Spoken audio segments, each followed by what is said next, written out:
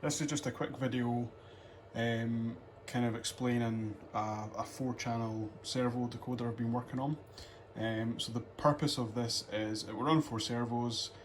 You can easily program each of the servos, so you can change the movement left to right and the speed.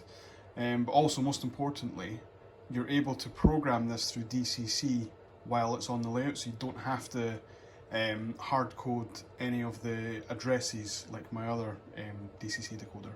So first off, just a couple of kind of shots of it in action.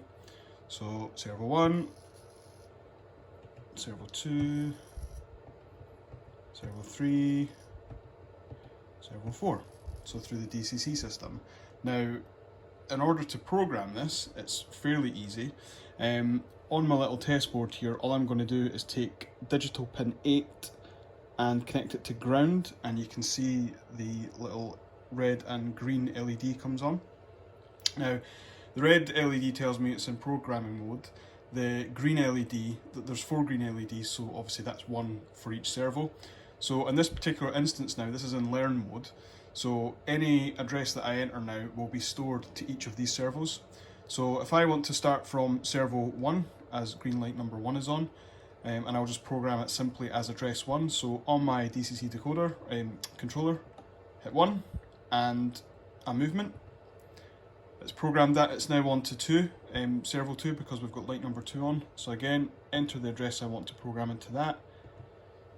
Same again, now we're on to 3, so address number 3, hit the button, that stored that, and lastly, servo number 4, I will call it number 4, and there we go. So now the red light is flashing to say that it's programmed, it's stored the 4 addresses.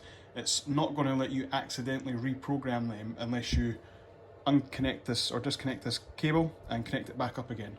Now on the real decoder, this is going to use a little kind of simple jumper. Can't really see it on the camera here. This will just make it far easier rather than connecting cables here and there and everywhere. Now if we go back, if I choose servo number 1 and try and throw that, servo number 2, 3, and 4. So it's stored those addresses on board. Now to change the movement of these, what we do is we have a little keypad here. Now this keypad will be built into the board itself. So we have select, operate, left and right, so the 4 buttons here. So to put it into programming mode, first down, hold down left and right, and when we release it, the servos all move to the central position. Now hit select, so that tells us we're in programming mode for the movement of the servos, and we're programming servo number 1. So with the left button, we select how much movement left we want. Once we've got to the right angle left, we hit select. That stores the left movement. Now we move the right to the angle we want. Once we've got that, we hit select. That stores that. Now it's moving. If we hold down the right button, every time it moves, it gets faster. So we can increase the speed. And then when we hit left, again, it gets slower and slower, so we can decrease the speed that we want. And once we've got to the right speed, again, hit select. So now the red light is flashing saying, are you sure you want to save this? If you want to save it, hit right. If you want to discard the change you've just made, hit left. And now that's stored that, because the green light's gone off, we just hit select, and that moves on to servo 2. Now, we can go through each servo and program it one by one. If, for example, we don't need to adjust servo 2 and servo 3, but we need to go to servo 4, you don't have to program every single one every single time. Just hit the op button, that will move to the next servo, and again to servo 4. So say we want to adjust the left movement of that, store that, the right movement, store that, and we'll make this one a little bit faster as well. So we hold down the right button, and it gets faster. And once we've got to the speed we want, store that. Again, the red light flashes, so we have to hit right for store or left for abort. So now that we've stored that, just hit select, and that's us programmed it, and that's it back into operation mode. So again, if we go back to the controller, we're on servo number 4.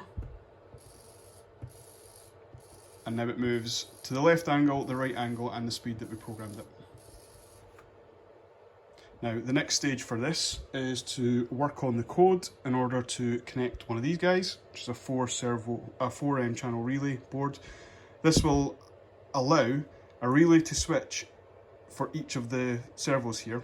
That's going to allow you to switch the frogs. Now, this is turning out to be a little bit more complicated because in the code for the servos, to avoid servo twitch and any vibration and any noise, after the servo has moved to the position you've just requested it to move to, after 150 milliseconds, the Arduino detaches the power from it.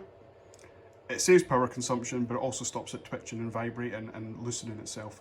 In order to activate this and keep this on or off while the servo is disconnected is a bit more complicated. So more on that soon.